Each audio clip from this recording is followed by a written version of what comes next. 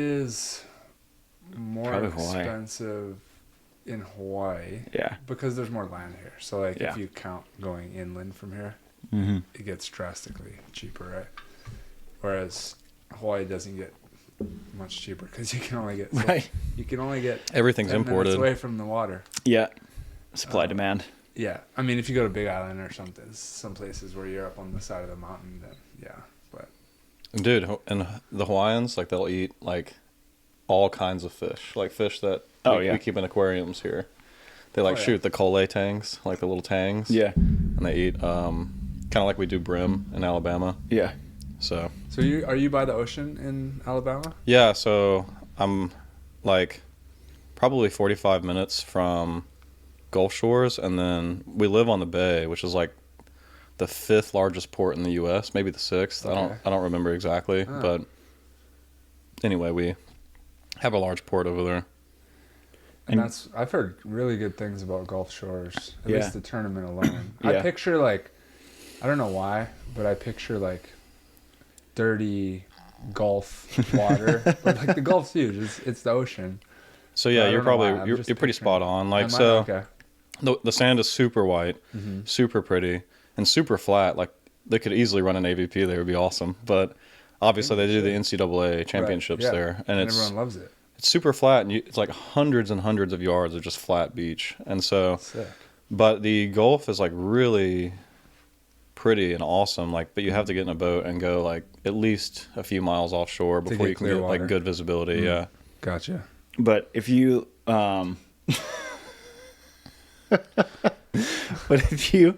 if you go to the Gulf and you're in Alabama but no one told you, and you sent someone a picture, they'd be like, oh, like, have a great time in the Bahamas. Oh, right. It is beautiful, and no one in a million years who hasn't been to Gulf Shores would peg that as Alabama. Yeah, no. I wouldn't have. Like, whenever I tell my mom, I was like, oh yeah, the NCAA championships, they're in Alabama. And she's like, where is a beach in Alabama? Like, actually, it's one of the prettiest beaches I've ever been to. It's really cool. Yeah. That's actually kind of like the first place that I got to play beach volleyball regularly was in Gulf Shores with, you don't know if y'all know Dave Culpepper. Oh yeah. Yeah. Dan Deal. I got to catch up with Pappy in Denver. I hadn't seen him since I moved. Yeah, so I was like pretty much saw there was a guy named Davy Jones. Yeah. And I lived on Davy Jones's couch. Just don't go to his locker. How I met Dave, and like became super good friends with all those guys, and then kind of got to learn how to play on the beach there. Yeah. So. Dave Culpepper, that guy was awesome. Do you know him? Yeah, he was running he was managing the whole setup for AVP and the Cuervo Tour when I first came out. He's just homies with everyone. Yeah, he really is. But it's funny because my first experience, me and Riley flew out last second to a Cuervo, our first pro event ever in Fort Lauderdale. And we show up, like, we couldn't check into our hotel or something. We were just, like, standing there on the corner, like, we have no idea what we're doing. Yeah. And then he comes up, he's like, you guys play? Yeah, we're like, well, we can't check in. We don't really know what to do. Or we're just standing there. He's like, here's my hotel room key. Throw your stuff down. You're good. Like, fully, like, just took care of us. We're like, what? Who is this guy? Like, this guy's dope. Yeah, that's Pappy. So that's how I remember Dave Culpepper. And then we had a good relationship after that. Yeah. But I feel like he was like the Glazebrook before Glazebrook, I think, because he was the guy who set up everything. Yes. From what I remember. Right. He kind of.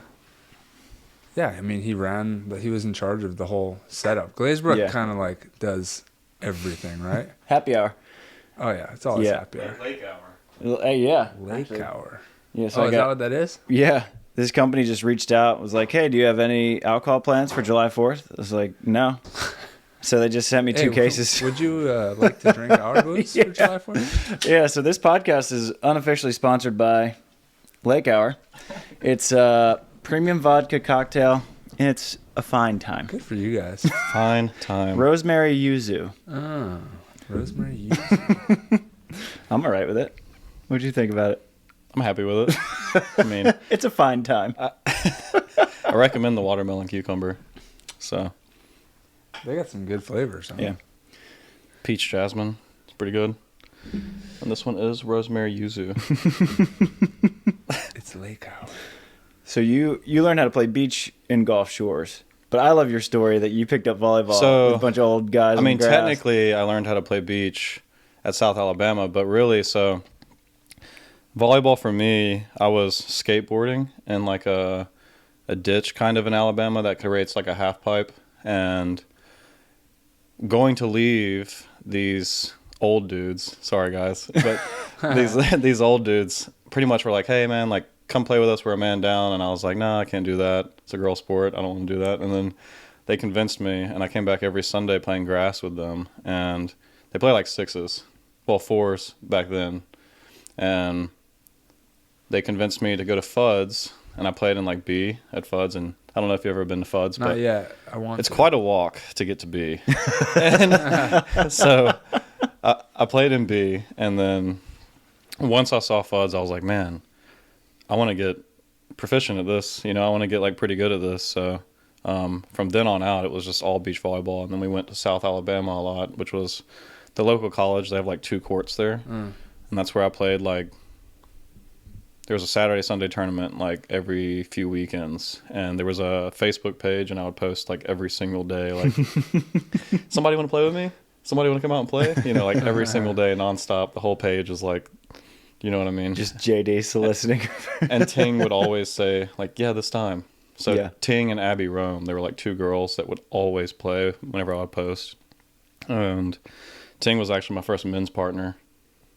And Ting's a girl? Yeah. Okay. I mean, I don't know if I've met Ting. she's really good at volleyball. Yeah. So, I mean, it's not like I wasn't getting the short end of the stick. I still got served. Yeah. So, like, but Ting could hit harder than most of the dudes. So she was really good at volleyball. And you were like 18? I was like 19 at the time. Okay. Yeah. And so that was kind of how it all started happening. And then after that, I started playing some with Catfish.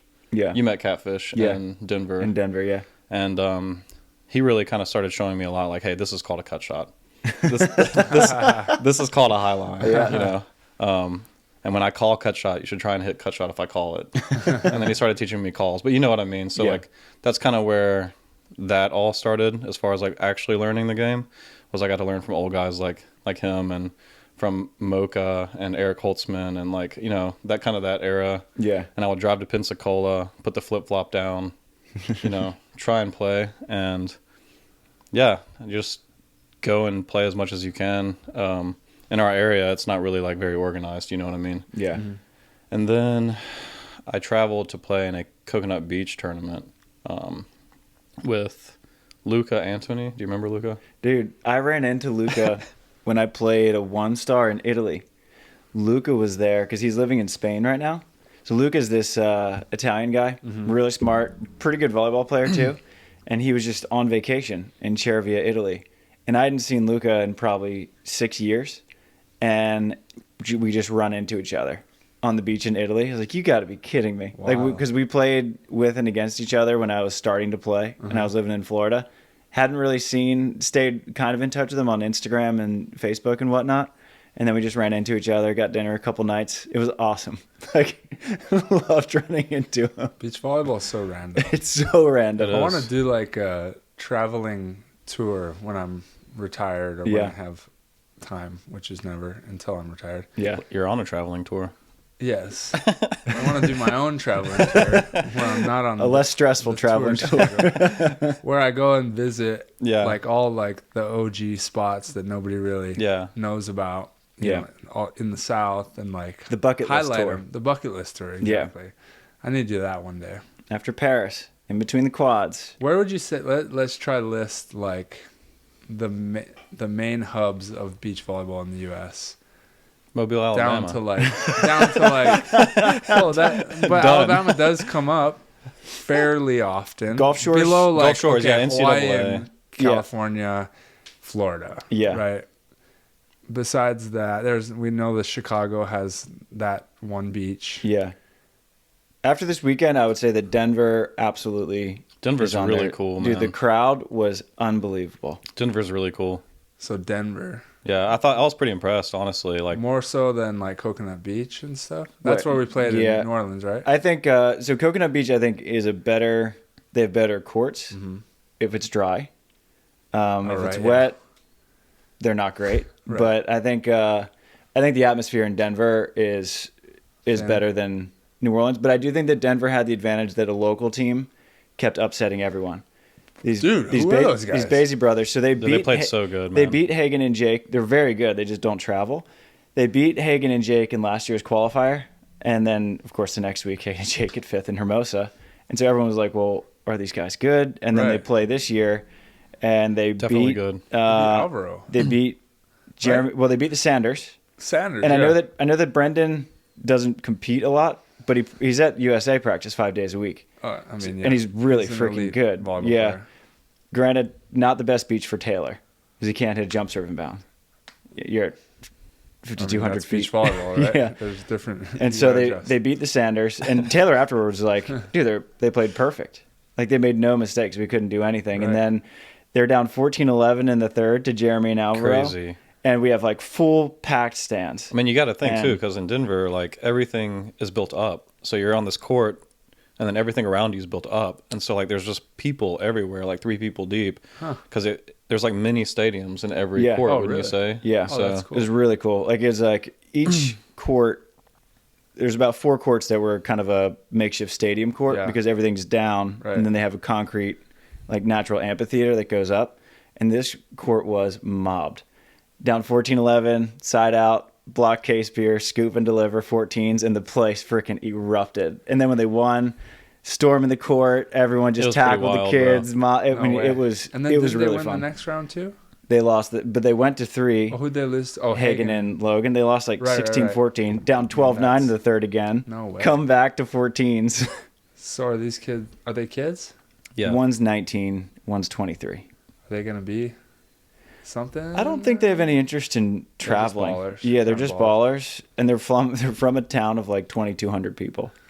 Sweet. They're good, man. Okay. They're good. That's sick. So that's a long way of saying Denver should be on the list. Okay, Denver, I think Gulf Shores. Fuds is a tournament. I think I don't really need. Wait, where's Fuds? Texas has a pretty big community. Florida. Okay. Yeah. I don't need to go back to Fuds, but I think it's a tournament that you should play. Right. Like if there's 101 beach volleyball tournaments to play before you die, like Fuds is on it. Shoot, Fuds is probably on like the top 10. Top 10. Yeah. Seaside for like normal people, you know. Seaside. Seaside's up there. I think I'd take Wapaka off the bucket list for the beach. I think if you're like a grass guy, it's a great one, but the beach is like I might put it on my bus tour, maybe. Just to stop by. Yeah. I don't know. You've played a lot. Because, like, the Southeast culture is, like, you drive everywhere. If it's within 10 hours, you're driving. I mean, dude, there's, like, little bitty awesome communities everywhere. Right. So, like, even I go to Arkansas every year. And play out there? And it's Fayetteville, and they have an awesome community. There's the place in Missouri that we've gone to. Yeah. Like, how do we tap into these markets? I know. You know? Not that there's many people there, but like... But they love the game so much. It's like such a rich... so full of love for that game, you know? It's not quite the same as out here where everyone's used to it and they see it all the time. And it's like, you know, I mean... They watch SANDCAST and they like, you guys are like mystical figures to those people. So see, it's so funny because like we don't really... Because y'all are just normal? That until we go out. Well, because we're just down here. Yeah. And, like, this is just normal down here in the South Bay. And half the people walking around on this beach are pros, you know? But how many sports are you actually able to, like, hey, this is Tri-Bourne, I can almost touch him. You know what I mean? Like, right, how many sports is like that? You know, like in the NBA, are you going to get that close to LeBron? You know? Right. It's really unique to beach volleyball. I think that's really cool. It is.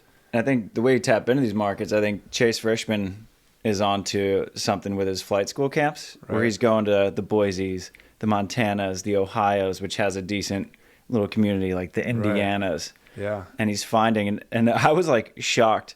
They sold like 300 tickets to our exhibition with me and Chase and Troy and Tay at like $20 a pop.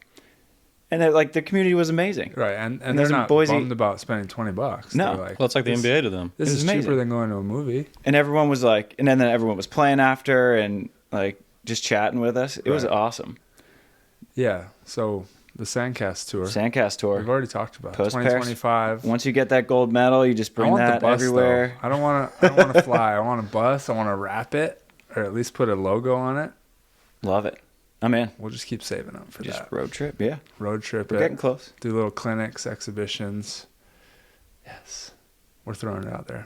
I'm an idea guy. Just bring the Yeah, Taylors and Trevor, bring everyone on board. Yeah, we have like different people on board for each stop. Yeah. We got to have the locals. So when we come to the south, wherever, is it technically southeast? Yeah. Okay. Yeah. Well, like when you're on the East Coast, they're like, you'll be in like North Carolina and you're like, this is the South. I'm like, well, Yeah. or like the Midwest is like in the middle of the country. It's or, so funny. When everyone just hears like, I'm I don't from know Maryland, what's they're like, where oh, yeah, over he's like a there. Midwest guy. I'm like, we're literally on the coast. Right. Yeah, exactly. I get confused over there. Everyone does. We got to have we'll have a different pro for that region, but then we'll also have a local on the bus, someone from that region, and then we just hit it all. It's my idea. Love it. We'll see. If anyone wants to help fund it, we put your logo on the bus. Just throwing it out there. Or if anyone has a bus, actually. And Shaka can be our Shaka Alabama Beach sponsor. Let's go. What is Shaka Beach Volleyball? So Shaka, I'm intrigued already. So in Alabama, we've been needing ambassadors, people that like really want to grow the sport. Mm-hmm. And Shaka are two girls, Laura and Leah, and they started running tournaments. I guess it was like 3 years ago, but they really want the community to grow. You know what I mean? Yeah. And so pretty much I partnered up with them. I guess it was like 8 months ago, and I had like a long running history with Volleyball before that, who you're still with, and love Jay Dorsey, such a good guy. But anyway, so yeah, they pretty much just run and grow the game out there, and I think that they do a really good job. So that's really it. I mean, they started doing tournaments in Gulf Shores, and now they do tournaments in Long Beach, Mississippi. And Dave Culpepper built those courts, bringing him back up. But he built those courts, and they do tournaments in, I guess it's Gulf Breeze. Okay. Which is kind of in between Navarre and Pensacola. Yeah. So, yeah. Huh. Man, that's a name. They're just a growing brand, man. So, Sick. And I think that they're going to keep growing. I hope they keep growing. You know what I mean? Alabama needs it. Tour. So, are you the first person from Alabama to qualify for an AVP? so it's like one of those things where you're like, well, yeah, I think so, Yeah. but it's hard to know 100%. Right. But I'm pretty sure, yeah. I mean, I know Brian Gibson lived in Birmingham for a little while. Okay. And he had some barn burners, but I don't think he ever actually, you know what I mean? And then there are guys like Joey Middlebrooks that I think broke. Is he an Alabama guy? So that's it. Like, he broke through, and I think he maybe lived a stint in Alabama. Okay. But he's not like from Alabama, you know? So, yes, I think so. Is it cool for you to say that you qualified for an AVP now? It's been a pretty long time. Yeah. Like, I've been trying now, like, 8 years. It was very difficult. But it's nice to say, like, yeah, I did it, you know? Right. I don't have to have that feeling of, like, you know, what if, or, you know, I did it. So, and that's my favorite part of it all, is because, like, there towards the end, like, the last year, it's been like, do I, like, really want to keep doing this, or do, you know, like, mostly it became about not quitting, you know? And, like, I don't want to just quit. I don't want to just, like, not, you know what I mean? Yeah. So, like, that's what feels good to me, is that, like, okay, I did it. Yeah. This is great. I'm super happy. But at the end, like I said, it was about not quitting. It was more about not quitting than it was even the original goal. Yeah. Right. So it's so cool that, like, the sport can provide, like, that enough of a drive to, like, the power really, of like, one more. Yeah, right. Just to drive and, like, get something. And it's cool too, like, it doesn't matter really how high the accomplishment is. Like, if it's a step up for you, if it's like going from where you're at, for me it's a big deal, you know, right? what But I mean? like, you think about it the same way that I think about me achieving the next thing in my career, right? Right. But I remember at one point it was me qualifying for my first event, was like, that was the bar. Obviously I grew up in a way different place and, you know, talent pool and whatnot, but it's just cool that the sport can provide that just from a life perspective, right? Like just giving something it's that taught like me a lot, fulfills man. you. Yeah. It's taught me a lot Chase about something. myself. It didn't pay you well. Like, no, you know definitely. Oh man, I wish I had a metric to show people of like how much money I've lost. Right, yeah, exactly. Because it's definitely not, we don't do it because we're going to make money. You know? We do it because I'm like a black lab likes chasing a ball. Right, exactly. So that's refreshing to hear though, because like sometimes I can get a little caught up in that, like, well, it's not worth my time if you're not going to pay or whatever. And then just to like remember, like, oh yeah, like you're trying to accomplish something, like it's payment in that you're doing something fulfilling for yourself. And I don't know, it's kind of refreshing to hear. I'm like, oh yeah. Yeah. And it's going to be really cool. No matter what level you're at. It's going to be cool for like Mav. So his son Maverick, who's just turned 4 in February. Okay. Like that's going to be cool. Like you got Maverick here, Summer's here, and you can turn, like, whenever Mav's a teenager, you can be what like, an angel. Listen, Summer is an angel. Man, she's an angel. Yeah, no, when I met Summer, we were playing in the rec center at South Alabama. Okay. And so we kind of met there. I thought I was like God's gift to the game because, I mean, I was living in Alabama. I mean, what was my perception? Right, you know what right, I mean? Yeah. My perception was I'm the best. So at this particular rec center. But no, I met her and she did not like me at all, and convinced her eventually to go on a date. So, but I picked her up in my Land Rover that I was restoring. It had like the hood strapped down with ratchet straps, and like picked her up on our first date. I was like, man, it's so funny looking back at it. I'm like, what were you thinking? I'll pull that off. She's like, it was that cut shot. I don't even know if I knew what that was at the time. Right. We were like 19. Okay. So, and then how soon did you guys have a kid? Your boy's 4 now? Yeah, he's 4. So we were together, man, we've been together like 10 years. Okay, yeah. So, but he's been watching. You both still play? Yeah, she's obviously like an open level gal, and played a lot more back in the day. Like now she's just kind of like, all right, more volleyball. Right. You know what I mean? Yeah. But yeah, we both play. But, you know, on the DL, hopefully Maverick doesn't play beach volleyball. Right. Because you want him to make some money. Yeah, well, yeah. It'd be better to spend your time doing something else with a ball, maybe like any other sport. Right. But yeah. But I love beach volleyball, right. So, you know, it's like a catch-22. So Right. I really enjoy the game. For sure. But, yeah. You guys got engaged at Fuds, right? We did. So, and it's funny because Summer, like, didn't even want to go out to the beach that night. Yeah. She's like, why you want to go for a walk? You never want to walk. She's like, what? I'm like, please, just go on a walk with me. So, but yeah, no, it was at Fuds, and we actually won that Fuds, I believe. That might have been the Fuds that I won with Matt Nelson, Joey Keener, and Luca. Okay. Like right before that's a fun Luca crew. left, yeah. So, good old Joey. How many Fuds how many Fuds have you won? Like 4? You'd have to ask Evan. I've only ever won with Evan. Yeah. Because the last one you won when it was me, you, Evan, and Cody? Yeah. That was like, man, dude, that was such a good team because when there's any free ball situation, we don't need a middle hitter. Right. I can just set you. Like, you know, like every time there's a free ball, it's like, I'll just option tram. Yeah. We don't need a middle hitter because that'll draw the blocker. And I was like, well, here. So, yeah, no. But Joey's won a bunch, man. I don't know. And Joey Keener's Evan's coach back in Louisiana. Okay. Yeah, so yeah, I think I met him. After playing at South Alabama all the time, like Ian Bicco and I don't know, you know Ian Bicco. Yeah. We drove to Baton Rouge playing a Mangoes tournament. Okay. And this was like, dude, we were so young. And we saw Joey Keener there and Jordan Mercer on, and they're playing together, and they're like, you know, they've had a few drinks. Yeah. And we're trying our best to like win, and they just ball controlled everyone to death that day. And after that, I was like constantly texting Joey. I was like, please, man, please let me play with you. Like, let me just like one practice, one tournament, you know, whatever.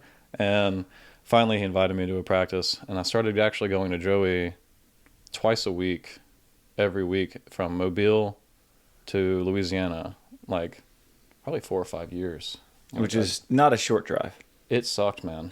Like, it really stunk. You know, I drive every single week, 2 days a week, and I was going to college too, so it was like, man. How far is that?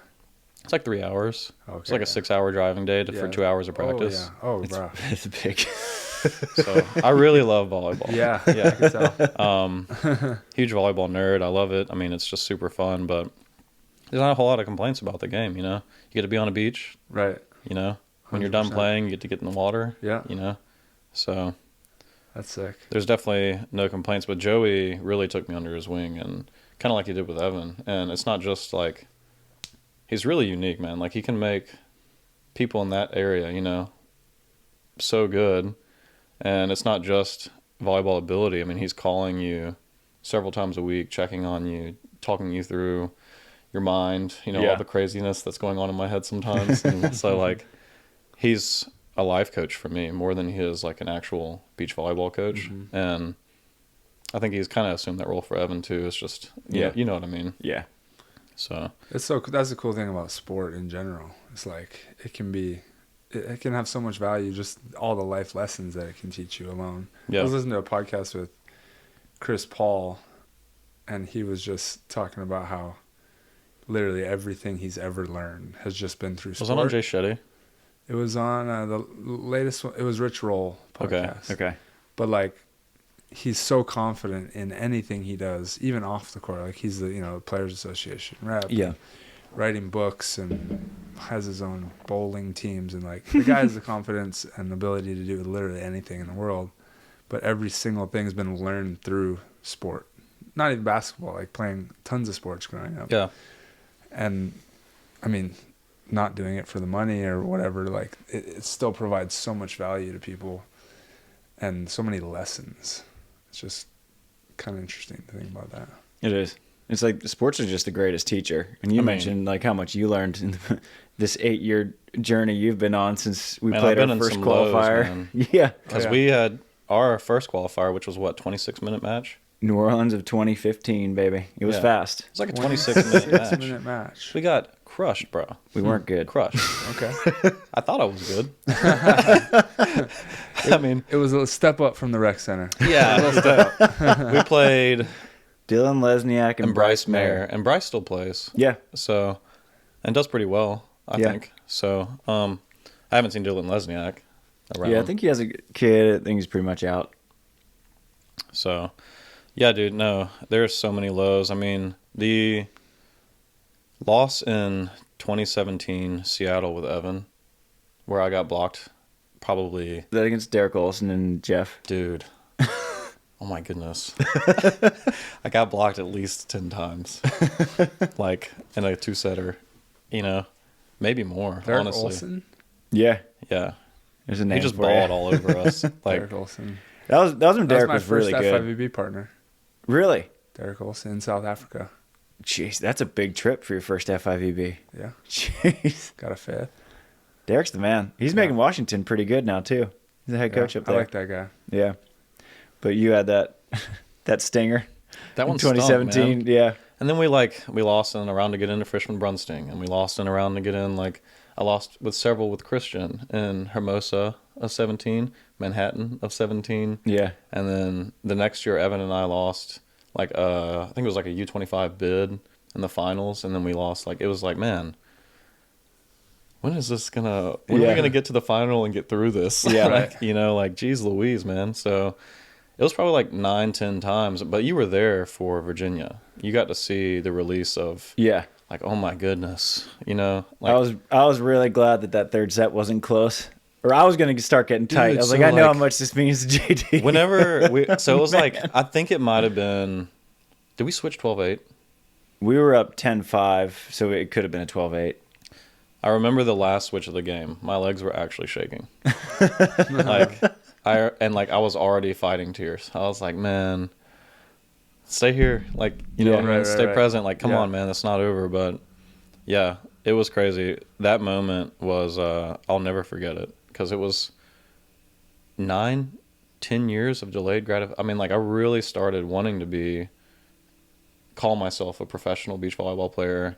I mean, granted, I've had all those years where I like paid for college and I won all the money tournaments, but it's really not, you know what I mean? It's a different tier, even though like you can make more money than a professional cleaning up little cash tournaments in Florida and Alabama, like by far, like winning. And I did that for years. That's how I got through college. So, but like losing money by making main draws in the AVP is what makes you a professional. Exactly. Yeah. That's so backwards. And I'm so gonna go on that retirement tour on the bus and be like, just wait, cash, why wasn't I doing this the whole time? but that's a pretty long delayed gratification, you know? Yeah. Dude, that's so cool. When it finally happened, I was like, oh my goodness. I am still crazy, but I'm not that crazy, right? Yeah. Right. So. Dude, it was super cool. I mean, for me, for a number of reasons. One, because like just the poetry in it. Just like 8 years later, we played our first qualifier together, and now like your first main draw is us together. And technically, Virginia was your first main draw, but it's so crazy. I respect you for not counting it. You're the same like. You are so good at volleyball. Like it's crazy. Like it how blows my mind too. I'm like, dude, what? Man, like when we started, freaking writer guy. Man, I wish you could have seen him when we started. I can imagine. It's special. That was a long trip to Cocoa, home and back. Yeah, we had an ill-fated road fixed. trip. Yeah, so we were playing this tournament. It was my second open tournament ever. So my first one was actually in Gulf Shores. I played JD. Ended up me and my buddy Sean somehow make the finals. Cramped out, but then I'd been like I have to say something about that later. Okay. But yeah, keep going. But I had like been fangirling JD forever. I was like, dude, you're so good. I just want to play with you. And then finally agrees to play with me. So the next weekend we drive down to Cocoa Beach, Florida.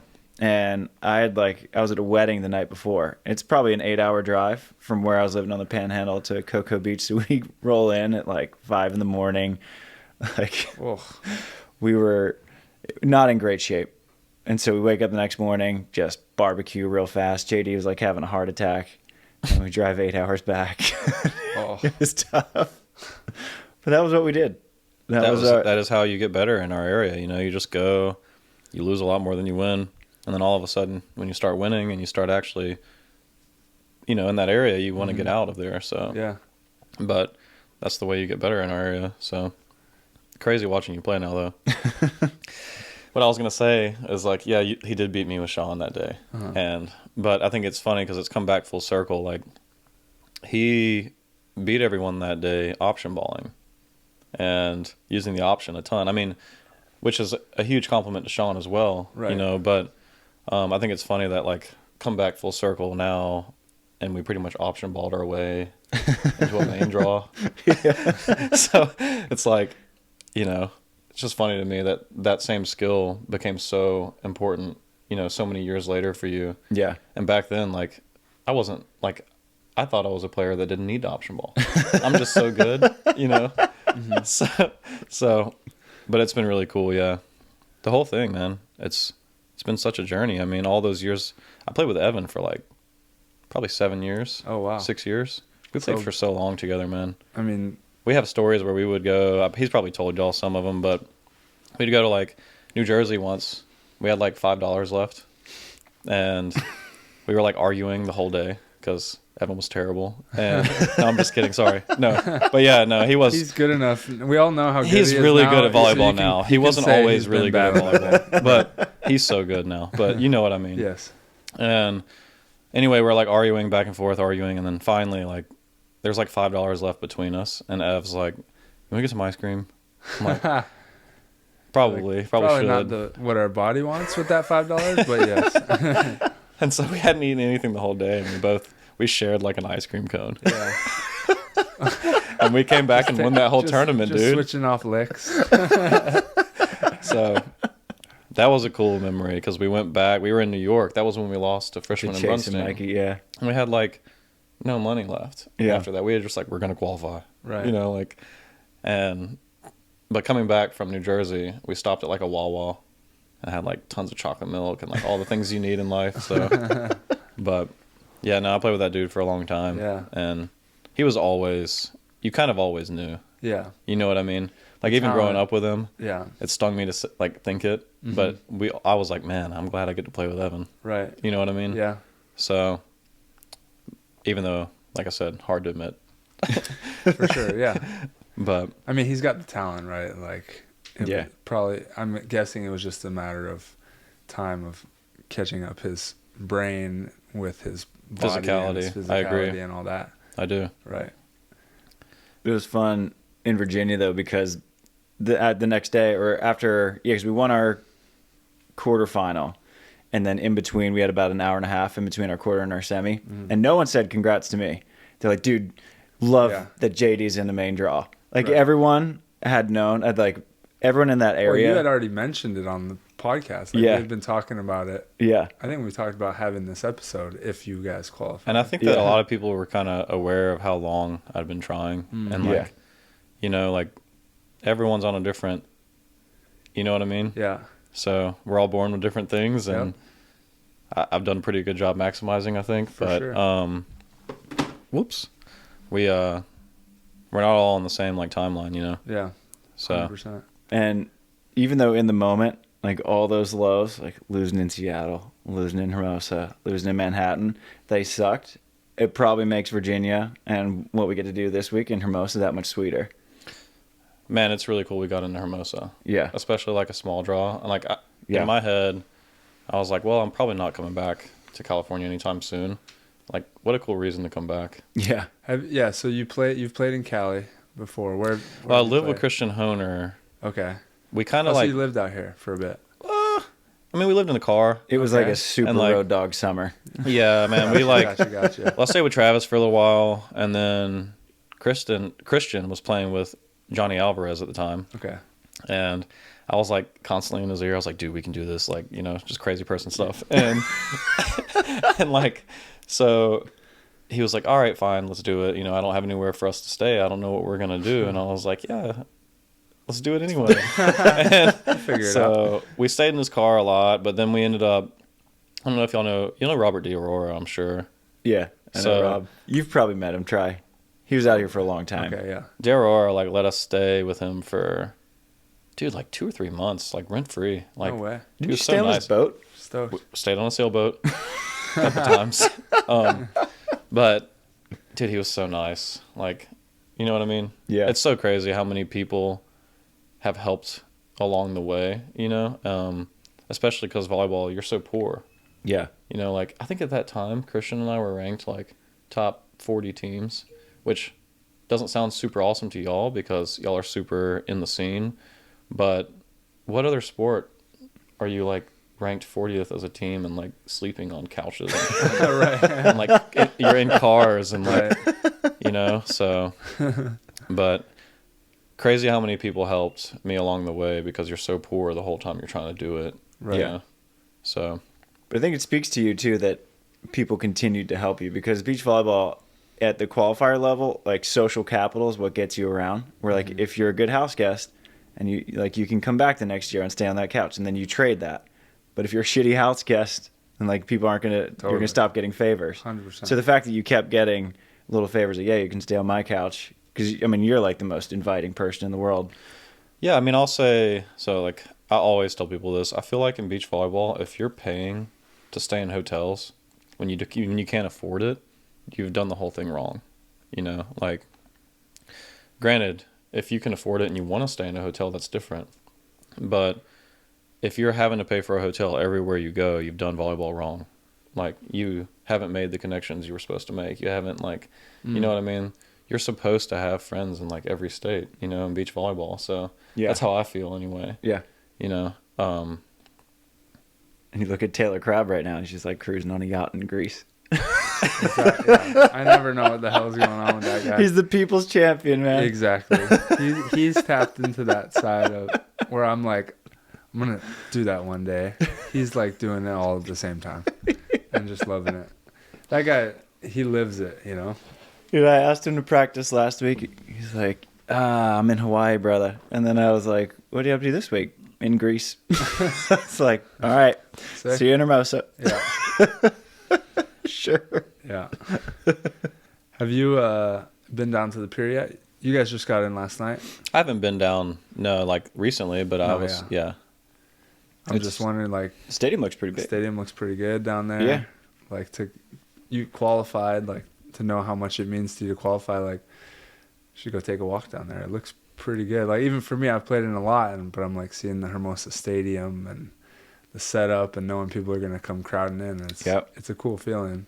I'm excited. Nerves will be there. I'm assuming. They're gonna be there for me, so I'm assuming they're gonna be there for you as well. Nah. You've already won.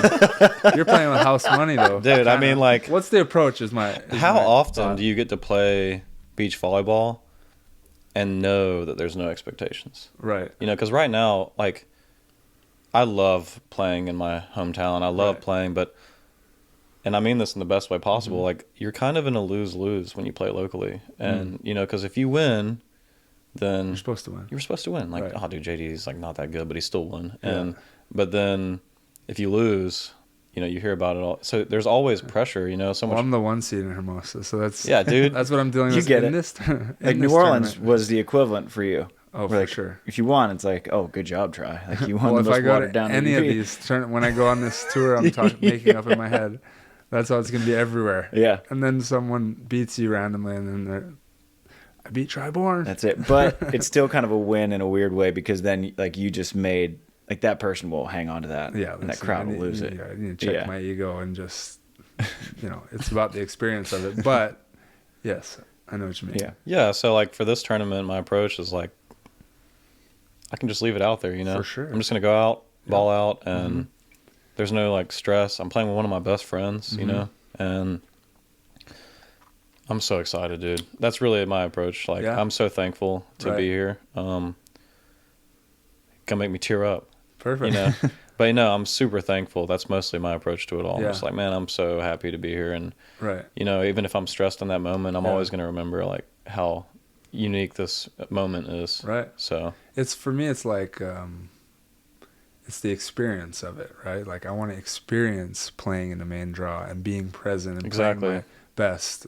Not I want to go win in the main draw, get a certain amount of wins or a certain finish or whatever it might be. I want to give my best, be present, and experience what that's like to compete with the high tension, with the fans, with the crowd, whatever, with the prize money on the line. And when it's like that big moment, like I'm weirdly comparing this to my Olympic experience, right? Because I went out there with house money, basically. yeah, no, dude, lose. it's awesome. I just showed up at the Olympic. I step on the sand and I'm an Olympian. That's it. Game over. I could have gone 1-2, and everyone's like, yeah, well, that's not your team. Like, of course you lost. It's all good. So I had that kind of mindset, but then I was just like, it like brought me into like, okay, all I have to do now is just be super present and just, but you don't like want to take kid. away the like I want to win, you know, No, the yeah, competitiveness definitely. of it, Yeah. of like, oh, I'm just going to come out here and have fun. And you don't want to take that pressure off yourself. Did you play like little league sports? I played, a ton of sports. So I'll compare it to like when you played a little league game. Right. You know, you just got to go out. You always wanted to win. Right. But when you were a little kid, you wanted to win because obviously losing sucks. Right. But you're always having fun as your main goal when you're a little kid. Yep. So that's kind of what Hermosa is like going to be like for me, you know? Yeah. 100%. I mean, that's what we're all trying to get back to, really, right? exactly. Like, why are we playing this in the first place? Why did we start? Exactly. So you're just like, either way, I'm going to be stoked at the potluck after with the apple wedges and the soda and whatever. Slices, like, I'm not going to be bummed during the potluck, win or lose. Yeah. But I still want to win. So you're going to have a good potluck. Yeah. But it'd be cool to take down a top seed. That's the other thing with being a low seed is like, you're supposed to lose. Yep. But if you win, there's no pressure at all. there's no pressure. You know what I mean? It's great. And you can go steal a top seed. Yeah. You beat the 1 seed, you're the 1 seed. Yeah. And Which happened to me last year. So I'm glad I'm not playing you guys Man, anymore. I was so excited because I thought we were playing you. I thought we were too, but there was a little bit of there's some tension with how the CBVA bid went down. But So tell me about the CBVA bid. Like, how was that? I actually have no idea how that was won. yeah, so it was a series of 3, and you take your best 2 out of 3 tournaments. The third tournament's weighted the most. And so Skylar, Del Sol, and Lev Prima, they were in the number 2 slot. Me and Jake Urrutia, we won the second one, so we were in pretty good shape. Then we qualified. So then I told Jake, like, sorry, I'm out. Got my boy JD. So it was pretty much between Skylar and Lev and Dylan Merrick and Spencer Souter and Jake Dietrich and Sean Cook. But then 2 days before the CBVA, so Lev qualified in Virginia with JM Plummer. And so the CBVA told him, like, hey, you can't qualify with Skylar since you just got a spot in Virginia. And Lev was like, well, I still want to try to qualify with Skylar. And then if he did that, then Jake Urtia and Ian Satterfield would get the Virginia bid. And so there was a little bit of tension there because they told Lev and Skylar they couldn't play. And Skylar skipped Virginia, knowing he was just going to try to get it through the CBVA. Oh. So Spencer and Dylan ended up getting it. But I had, like, sort of counted on Lev and Skylar getting it, which would make us the 16 and you the 1. Right. Which would have been a really fun match, especially for his first main draw to come against. That'd like, be fun. Yeah, come against my boy. Podcasting. Yeah. Good luck, but it's yeah. Well, it's kind of cool that we'll be the 15 playing the 2.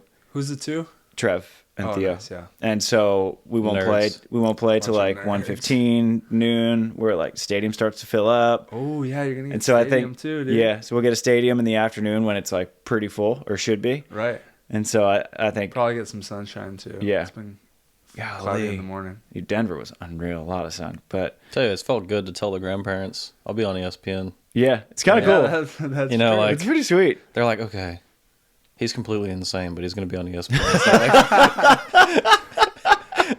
Hey, you guys want to watch my game later? It's on ESPN. Yeah, so I'm excited. Kind of a bucket lister in itself, right? It is. I remember the first time I did in college. Yeah. I was like, dude, I just played on ESPN. Yeah. Like, when people are so like, dope. when someone asks you, like, were you good at beach volleyball? It's like, oh, played on ESPN. Yeah. You pick and choose how to say that. I mean, put it this way. I was on ESPN. People were watching me on ESPN. You put the rest together. Yeah, so I think played in this big stadium. I think it all worked out pretty perfect. Heck yeah. And what's cool is that, like, when we met, I mean, you had like just started dating Summer. Yeah, I mean, I was pretty new to it. Yeah, I was like probably a year. And like I was still like 4 years out from ever meeting Delaney, and now like he's staying at our house, and like Summer and Delaney are really good friends. Me and him are obviously super Although close. you had the hots for her. I did have the hots for D a long time before. Yeah. He told her the story last night. He's like, Trav used to talk about this girl in Pepperdine and wear the onesie. No way. He's like, oh, I've never heard that before. It's funny. I was like, when she was like, I didn't know that. I was like, was he keeping that a secret on purpose? Like, no, it just makes me look better now. Like, told you. Yeah. Persistence, but right? It's cool because now, like I love his son. He's 4 years old, and then like he got to meet my son, who's like about the same size as his kid. Yeah. Austin's pretty big. He's huge. Definitely. Maverick's really long. Yeah. So hopefully he keeps growing. Hey, we got to work on his ball shagging though. He got a little distracted today. Jeez Louise. Yeah. Tell me about it. Summer. I started bribing my kid. She actually started working though. I told her, I think I'm overpaying. At first I was like just throwing random numbers out. I was like, oh, a quarter per ball. I was like, oh, that's a lot actually. Never mind. Good thing she just doesn't really understand it. Money. Yeah. So you haven't done too much playing in the Gulf Coast then, I'm assuming? I've done basically none. Like on the coast? Where have I played? Yeah, I mean, you wouldn't have played on the Gulf Coast. I mean, No. Louisiana doesn't. I've never been to Alabama. Were you playing when they I don't did? think I've been to Alabama, period. You played AVP Atlanta, though. Atlanta, New Probably Orleans. about as close as you've gotten. Florida. Fort Lauderdale is probably the closest you've been to the Gulf Coast. No, St. Pete? Yeah, St. Pete. When'd you play in St. Pete? Isn't St. Oh, Pete the on major. the Gulf side? Yeah. I've played in St. Pete like 3 times. We used to have a lot of Okay. AVP. Yeah, so you played Two in the or Gulf. three AVPs. Yeah. So that's the Gulf. I lived over in St. Pete. Yeah. For like 3 years. 2 years? I feel like 2.5 that years. doesn't really count though. I mean, that was a big event when they had the major series there. Yeah, but it's still. But that was in Florida. Fort Lauderdale. They had a big one in St. Pete, right? We had an AVP hosted an FIVB Okay. at St. Pete once. Is that the one that Casey and Jake won? Maybe. I think they did. Yeah. Yeah, probably. But so you've been pretty limited down there, though. Yes, exactly. So when we come out there, When you come out there, just let me know. You're I'll gonna be the always first play call. with you if you need jump it. on the. I'm into it. I think the partnership should change every location, right? Yeah. Maybe you play with a local. Oh, So that's it's fun. us touring, Yeah. but then he's my partner when we go to the south. You Yeah. got to find a partner, and we find different partners. That would in be each fun. spot. And This is we a do fun like idea. a night. We got to go eat. Selfishly, I agree. We got to go eat with the locals. Yeah. Go. What did we say earlier? Frogging. Frog hunting. You want to go frogging? Oh hell yeah, Dude. whatever's the most authentic. We can go dive too. I'm down to get. So, I mean, under. if I was going to take you diving, I wouldn't take you diving in Alabama. Okay. Granted, we have good diving. I Murky water's a little. What about Yeah. Okay. I went out with my Uncle Robert probably 4 or 5 weeks ago, and it was like 40-foot viz, pretty good. Dang. But in general, South Florida, Gotcha. if you're going to try and spearfish, and then I think obviously the Bahamas is like Jurassic Park, you know. Oh yeah, for sure. You go over there and you're just If seeing. we're going to go spearfishing as a team, we're going to Hawaii. Yeah, we could save spearfishing. Yeah. We could just do the frog hunting Yeah. down there. Yeah. So frogging, catfish. My dad was a commercial catfisherman for a little while. Oh, yeah, I'm into that. So, Hell yeah. but the frogging's fun, man. That sounds authentic as hell. I taught Travis how to take their pants off and everything. Yeah. Take their pants. You take Yeah. your pants off? Or the catfish wearing pants? So the frogs, The frogs wear pants. when you go, yeah. So This is great. so when you get the frogs, there's a bag limit of what, 40 or 20 per guy, 20 per person. and we got like probably 20. And Yeah. what are we eating? We're eating these frogs? yeah. So Heck you yeah. gotta take the Okay. pants off first, Oh. and so you have to put a little slit in the back of their head, and then you just pull their skin down. You just Oh. take their pants off, and then Oh. you shear off the legs, fry the legs up, and frog legs. You got frog to, legs. for anyone that wants to eat frog legs, I'm going to give out a secret that I really don't like sharing, but I'm going to share it because I love like all the beach volleyball people in the world. You got to soak your frog legs in buttermilk for like an hour. Oh. Otherwise, it's like a little gamey. So, Okay. But Delaney Let's do loved it. them. She was like geeking out about it because No I way. brought them back, and she was like, "You hunted these?" It's like Oh. it's hard to call it hunting, but I did shoot them. Yeah. But it's hilarious You because got good Wait, what did you fast, shoot man. them with? You got good fast. good teacher. Like a BB you know? gun? It's a 22. Like they're pretty much the size of a BB. I'm just picturing the frog just blowing up. Dude, yeah, well, if it's, we hit it with his AR, so yeah. Oh, the legs are. Damn it. But I've been No. frog fireworks. And it's funny, dude, because sometimes you'll hit a frog just right, and their like final death spasm is a giant jump, and sometimes you'll Whoa. shoot them and they just Launch. like fly super high in No the way. air. Yeah. And dude, it's pretty funny. But yeah, no, we eat them. So Dude, I'm into it. yeah, they're great. And catfish. That's Yeah. Catfish is pretty good. Dude, Catfish catfish is really is good, eh? awesome. If you Yeah. had a so like as far as like And you channel, catch it with your hand? no, I'm not that guy. People do that though, right? Yeah, they do. Noodling? Yeah, Yeah. Is that a thing? yeah, it's a I thing. saw it on Discovery Channel. Or whatever. I'll eat blue cat. I'll eat channel cat, but I kind of like draw the line there. Yeah. And I'm gonna draw the I line make wherever you draw the line. Yeah. Probably a little slightly before. got to make sure that you cut out the bloodline. Like a lot of that stuff has to be prepared correctly. I Right. feel like They you can know. be kind of dirty fish, Yeah, right? man. Yeah. But I want to take him next year. Take him squirrel hunting, just because you get to shoot the shotgun so many times. Oh, right. You know, and it's kind of like the frogging. You get to shoot the gun so many times. So like that night we probably shot 100 rounds. Yeah. It was a lot. So And do you eat squirrels? Yeah. do. Make a little So- squirrel stew. yeah, you kind of Really? boil them. I wouldn't say boil them, but you cook them in chicken stock for like See, we several need- hours until. This might be a legit TV show, you know? Yeah. Going around. I need to bring the McKibbins. Once the meat's like falling off the bone and you've cooked them in the stock for a while, you kind of throw them into like a crock pot meal, and you do veggies and all of that. So Oh, man. This is what I love about this podcast because people get to know what JD Hamilton's all about right now. Exactly.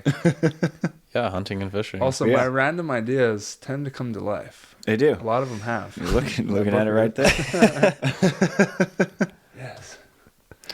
But So, that's yeah. where, like, hunting was where the whole idea to play together was sort of hatched. Yeah, Travis came in. I had him in my environment right there, and I Right, was yeah. like, "Yo, I need you to play a tour series with me because I'm losing my mind over here. Like, There we go. I can't qualify. I'm losing my mind." So, Right. No, that was kind of where I talked him into it, but which was get him in the perfect pretty easy, I thought. It wasn't, because I knew, like, I always told Delaney that I know how good JD is, but no one else really knows how good JD is because he practices like a couple times a week with girls in Alabama. Mm-hmm. I was like, but that's all he needs. He's just he's like a Tim Baumgren type, where he doesn't need, like, Tim's like, yeah, pepper with Brody, and Brody's 4. Yeah, so I'm ready. It's like, I'm prepped to go. I'm good. Yeah. But that's exactly how JD is. Whereas if I got the reps that he did, I'd be awful. Right. But he has such a natural feel for the game. He calls himself like the Walmart clearance rack version of Adrian Carambola. Okay. Like that style of just like ball control, creative, like really just like a different, unique style. I was like, I think I'm one of the few people who knows like how like elite JD is. And so it didn't take much convincing. I was like, yeah, I would love to do that. Right. And then we still have a tour, futures to play together. Because the last remaining bucket list item is to World Tour. I wanted to play in a small draw, and I wanted to have a USA jersey that was mine. You know, and I don't care, like, where are you guys going? wherever, you know, just wherever Tram wants to go. No future, no specific. Yeah, futures well, he's yet? at a PTO, so we got to wait. Yeah, I till lost next all year. my PTO. I'm done. Gotcha. Damn it. Be back next year, boys. Dude, there's some cool stops though for futures. I know. I mean, you're paying for everything, even if you win the tournament. Yeah, But like Yeah. But I was looking at Gotta go one of the pay for ones that that I was jersey, looking bro. at gotta go though. for it. But you get the jersey. I wanted to do the one in Finland that They better Evan, put your Evan name and Troy on just won. But then it was the same as Denver, and I didn't really want to miss an AVP that close. And my passport was like, And his passport just wasn't came in in. yet. Yeah. I almost lost it. Yeah. Already. But we're gonna have to find one. I want to find one that is in like kind of a random location. Because if you go to like in Austria, Germany, like they'll be full. Right. Czech Republic, France, Italy. So if you go to there's one in some like random the ones. Philippines or something, then you can kind of like backdoor in there and have a Totally. good run. Right. And then you get to go to a sweet spot. Yeah. They better put your name on the jersey. I've only had my name on the jersey twice. That was in Cook Islands. Yeah. It's hard for me to say because like once your main draw and the bigger ones, it's always on there. Really? I think. Okay. But yeah, qualities actually they don't do it. Yeah. That's funny. But you can always print it on there. It's still your jersey. Yeah. So, like, y'all's training probably is pretty organized, right? Like mine, I go to Spring Hill College. It's a little college. It's the oldest Jesuit college, I think, maybe in the U.S. I don't know. I know it's a very old Jesuit college. Right. And, but I train with Aiden Carroll, who is this family that is pretty much my family at this point. We'll call them the Carrolls. They were there at Virginia. And, like, they're the type of people that just having them on the sideline, like, there could have been 80 people heckling me, you know? Right. But having them there, they're like a superpower, you know? Love that. You, like, take them with you, and you're just like, man, the amount of, like, good energy coming from them to me is just, like, you pretty much can't make me feel bad when they're around. Yeah. But anyway, so she's in my training group. Sarah Simph was like, she's the head coach for Spring Hill College. And they've done pretty well. They took a second in nationals last year. They're always in the finals of D2, right? Yeah. Yeah. And Nico Carroll, which is the brother, and then Summer. And Mav is like there kind of Yeah. sometimes shagging. You saw his abilities today. I did see his abilities today. And but it's funny, like I'll like run pool noodles through the net. Uh-huh. And then I'll have a chair sitting with the back towards the net. Yep. So you have to hit your high line like over the pool noodles, over the chair and into that corner without it touching the chair. Yep. And if you don't, it sprints. So there you go. But that's pretty much how I prepare for beach volleyball. I mean, I want to have a family and like, you know what I mean? I want to do all the normal things in life, but I also wanted to be good at beach volleyball. So, that's how I've done it. And then, I mean, all those years of training with Joey. Yeah. I mean, when you get to be coached by Joey, I feel like you kind of get a PhD to beach volleyball pretty quick, you know? Yeah. He knows a lot, so. He does. It's still, for me, I'm just like such a rep guy. Like I need a lot of actual reps, either passing. So I don't think I could, even though if I know what to do, I still need to actually do it. And if I don't actually do it, then it just like shit just starts pinging. Like I can't move. It's hard to, like, you know, you've seen the way I play. Mm-hmm. Like, even though you put the pool noodles there and the chair over there in the corner, like, am I going to hit that shot every time? Or am I just going to hit what you give me. You know what I mean? So I think it's pretty hard to train to play my way better, you know, because I'm pretty much just taking what you give me. So yeah, but yeah, if you don't need to hit all the way in the corner, why limit your target space? You know, yeah. Obviously, my physicality is just off the chair. world class physicality. You just got like a 45-inch vert. Taylor Crab. Yeah, exactly. He almost got his goatee. Yeah, Trailer Crab. Trailer crab. That's so good. And now we have the headline of the episode. Yeah, please make that the headline. That's so good. Trailer crab. So we had a huge house in South Florida when I was living in St. Pete, and I was working at like a top 10 MEP contractor. Mm-hmm. And then I was like, well, let's just move to New Orleans. Let's just play volleyball. I'm just gonna buy a trailer, and we'll wing it, you know. And Summer was like, okay, I guess. And like, so we did it, and since then I just thought it was funny. That's Trailer crab. so good. Dude. But I'm back in Bama now, working with a contractor, Brabner in Holland. So, but You might break the download record just with that name. They're gonna have to click it. We need you guys like side by side for a picture. Yeah, let's get Bug over here.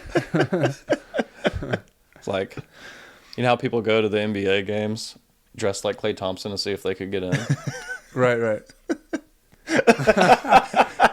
Just start walking on center court. Yeah, if you put on like these shades. Yeah, exactly. Some gooders. Bug wears some gooder shades. Because Tay wears those big ones. Oh, that's so good. What do you think it'll feel like when you step on stadium? Like, is that a moment that you've like thought of for a while? Because you've been dreaming this for a long time. Because I remember when I moved to Florida, or when I moved from Florida to California. You remember Kevin Jones, KJ? I do. So he was living here in Huntington when I moved there, and I was like, I just want to make one main draw, and then I can be done playing, and I'll be pretty happy with it. And then obviously, like you said, like once you hit a goal, and it's just like a false peak, and there's another and another and another. I never really thought about what it would feel like, but I didn't know if you had kind of envisioned that, because it's kind of crazy, man, because for me, I have never envisioned playing on that court. I just envisioned qualifying. Mm-hmm. So now that we're talking about it, I'm thinking in my head what it might be like. Yeah. But I'll be honest, that's like brand new. Yeah. I just now started thinking about that. Like, this very You're moment. like, thanks a lot. Sorry. So I actually got to use the restroom. I was trying not to think about it. Thanks for bringing it up.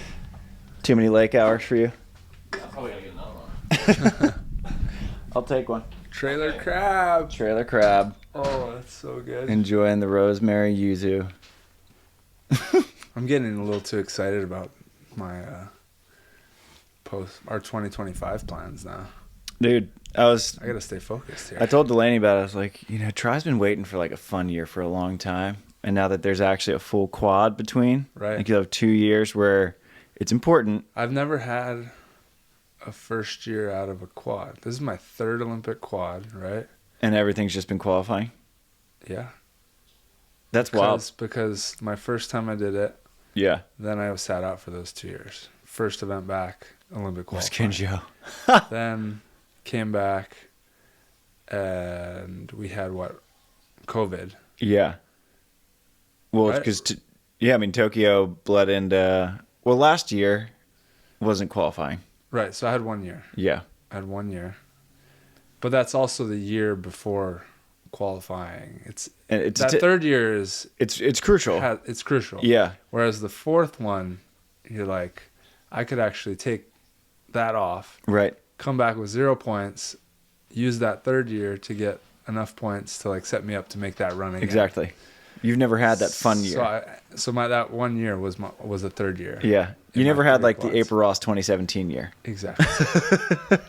And I feel like I've established like with what we've done with this, and like there's a business and like a brand that we've built within the sport. Like, yeah, it'd be fun to like really milk it and like go out and do something with the community, with the volleyball community actually, rather than just focusing on my personal goals and whatnot. Yeah, I'm in for it. I mean, I'd like to do them at the same time, but it just, for me to go all in, it just, I just got to go all in on one thing. And basically, JD has a trailer. He's got an RV. Yeah, dude. Right? If you ever need advice on buying an RV, we're gonna hit you up. I'm the guy. Well, also, JM. Who else would you hit up other than Trailer Crab? Trailer Crab. I mean, come on. Jeez Louise. This is going to stick. That's a sticky one, dude. Yeah. But I think it's a good one. There's a lot of nicknames that get made, like, either on the show or when I just make them up when I'm writing. Like, Brad Connors, the Mouth of the South. He was like, great job, buddy. You know what that sounds like to me? Dude, that's a great handle, too. Yeah, that could go either way. Good job on this, by the way. Cheers. Cheers, man. I like how you guys so thankful to be here. It's kind of crazy, like, for me, like, in Alabama, like I said, I remember, Travis will tell you this, in 2015, when we played New Orleans, I wouldn't even, like, talk to Ty Tremblay. Do you remember that? Yeah. I was so scared because I looked up to him so much. And, like, it's crazy for me. Super surreal being on a podcast with Bourne and with the name. Like, obviously, now that we're here, it's, like, just a normal thing. Right. But, like, you know what I mean, dude. Yeah, I mean, being in Alabama, you only watch the game. Right. You know, it's like being as disconnected as we are from the NBA. Whereas in California, you're not that disconnected. Right. You know, you're like, you pretty much can shake Travis's hand every day, you know, if you're walking on the Strand at the right time. Yeah. And so I feel like, you know, for me and for a lot of the people on the Gulf Coast, that celebrity image is bigger in our heads than it actually is, you know? Right. Yeah. I don't know how to explain it better than that. No, that makes sense. I mean, it's like a good reminder for me sometimes because we forget that we have an impact. Like, we really just think that we're just like these y'all do. Volleyball guys that, because in LA, it's like, I mean, everyone's here to work and there's so much celebrity sports people in this, even in this town. And this town, a lot of people are wealthy and they could care less about us and our sport and whatnot. But we forget that, like, there's a broad reach of our sport and really, like, dedicated communities that love it, really love it. And in places like Missouri, we need to be reminded of stuff like that. Yeah, exactly. And, like, why it'd be a shame to, like, retire and disappear from the sport and be like, oh, there was all these people and community we could have, like, connected with and, like, impacted in a positive way just by showing up and, like, whatever, you know. There's always more people watching than you realize. Yeah, exactly. You know, and especially, like, seeing the download numbers of this podcast, like, yeah, we're, like, the podcast in beach volleyball. Like, yeah, y'all definitely are. It's such a trip, and it's really all a matter of me just growing up I just grew up in a super volleyball rich, talented community. Yeah. Hawaii, like, on the court that we grew up on, everyone knows about Outrigger. Like, the coaches were just, like, world class, and that's like uncle and, like, so it's not the same as, like, 65-year-old dudes in the grass park. And no, we just didn't know. It was the same thing to us as kids, but they were just, little did we know, like, oh, if you guys go to the mainland, you'll actually smash all these other kids. Like, you guys are that good. We're like, oh, we are? I don't know. Okay. And then I went to SC, and then, so, like, I just, like, came into all this, like, at the highest level, and then I'm, like, introduced to the pro level because I'm coming off SC, and I already had this beach talent, and now I'm playing with John Hyden, literally my first AVP, or, yeah, I guess technically it was Rafi. Don't forget Rafi. AVP Did you know that I qualified for. I did not know partner that. Was Rafi. I'm hearing it. Yeah, we randomly, I just, like, was coming down the beach and randomly, like, found his group, I think, to train, and I was like, I'm trying to go for it. How did you end Let's up go try, like, for this AVP? Partnering with John Hyden? How did that happen? I mean, obviously, like, I called Sean Scott. I'm a huge fan of John Hyden's. John Hyden's beast. Just had the Hawaii card. I didn't know Sean Scott. I don't know how I got his number. Whatever. Played the Hawaii card because he was kind of one of those outrigger guys. It's like, oh, I can call him. Hyden was? No, Sean Scott. Oh, okay, yeah. And I was like, hey, can I come, like, get practice reps? I'm an up and comer. I'm from Hawaii too. Thinking he'd be like, yeah, you could come, like, play with us or be at practice or whatever. I don't care. I was just wanted to show up. And he's like, oh, I'm retired, but my partner always wants to get reps. You can call him. So he gave me John's number, and I was like, hey, can I get reps? Or, like, do you need anyone to practice dummy or whatever? And I was already playing pro indoors overseas. So I don't know if he heard from someone that I was at least half decent. But yeah, he let me show up. And then I was like trying to show him how good I was because why wouldn't you? I had a base of growing up playing beach, but he probably thought I was just an indoor guy. And then he just kept inviting me back until he's like, I can actually like turn this kid into a project and like be really good.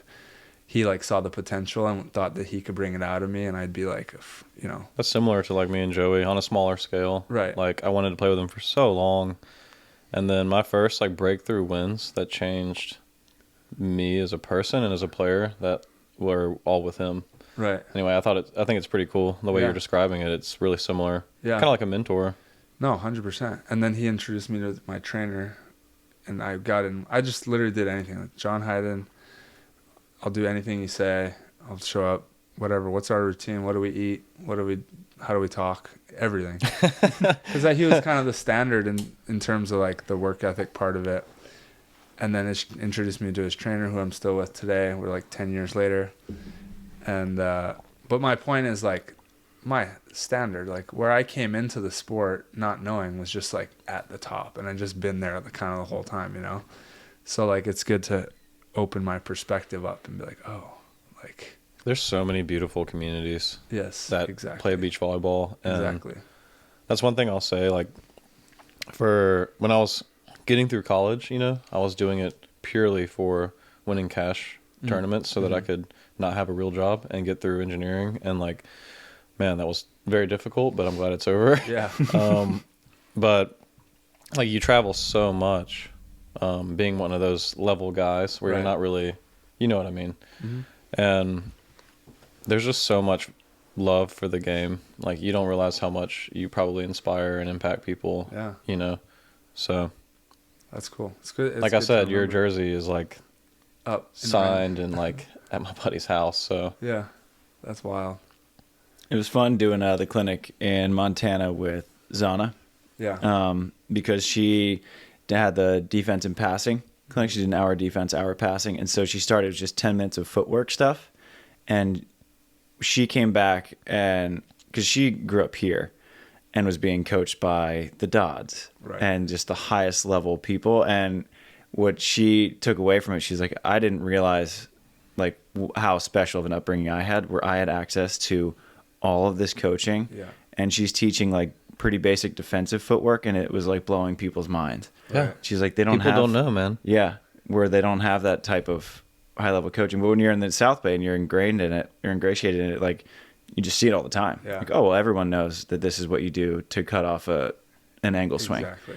And so it's cool to go there, because every time you do, like you come back and you have an extra appreciation for how fortunate we are to have this community out here, and like it's a pretty big deal to some people. And it's not weird. It's not weird to be Mike Dodd. a tryhard. Oh, Uncle here. Yeah.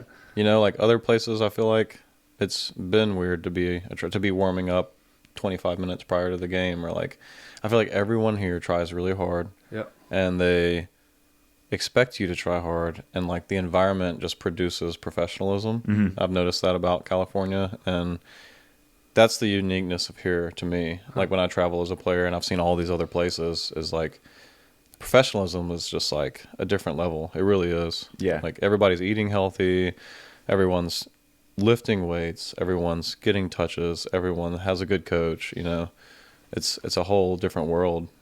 It really is. You know, like as opposed to Florida where I lived in, and I'm not drinking on Florida, but it's not even close to the same level of professionalism. You know what I mean? Yeah. So It's because you're going after that 1%, right? Like once you get to a certain level, it gets incrementally harder. it's really cool. To take even just one more step. That each step becomes harder to take. Mm-hmm.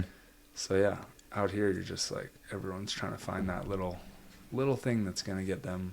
Like you said, like you could step out there and just play well without playing for a month. Yeah. But like the standard that you've set for yourself now by living out here and playing with the people you play with, you're like, no, I can't do that. I got to get my reps, so many reps, and go. Yeah. When realistically, like you could step out there and just play. I think I'd be You could okay. play your best. Yeah. Like realistically, like Yeah. you don't know your best. Sometimes you play your best when you think you're gonna play your worst. Yeah. But when you're trying to take that 1% step, you just have to turn all the stones or whatever the saying is. Leave no stone left unturned. Exactly.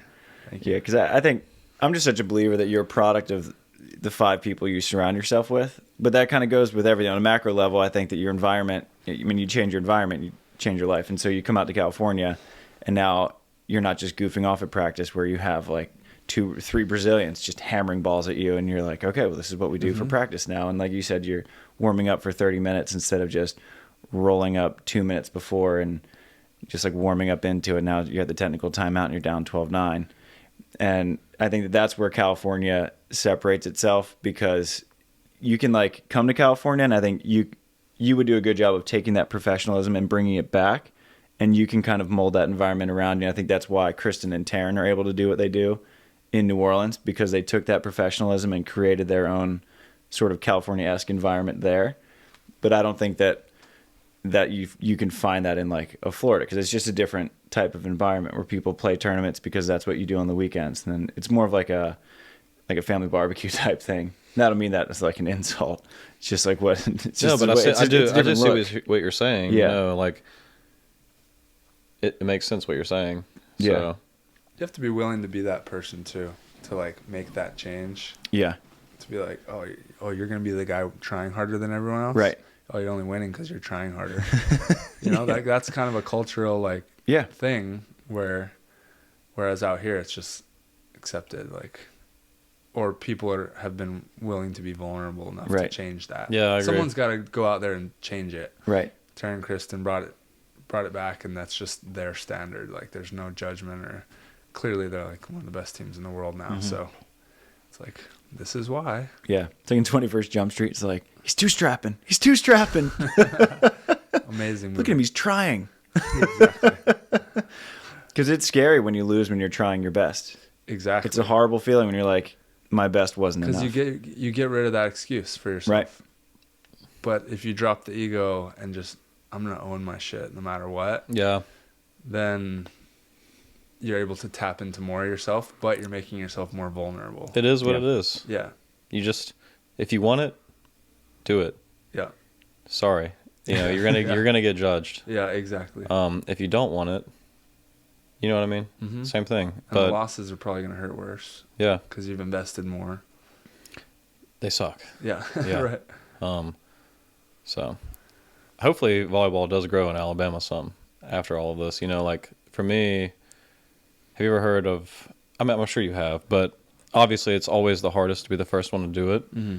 But after that, it supposedly gets easier. And I think that there's a lot of communities that really have enough love for beach volleyball to be growing the game, So I hope that, it grows in Alabama a little bit more, and I get to be helping someone else in the future that's chasing it like I am. Hell yeah. That'd be really fun.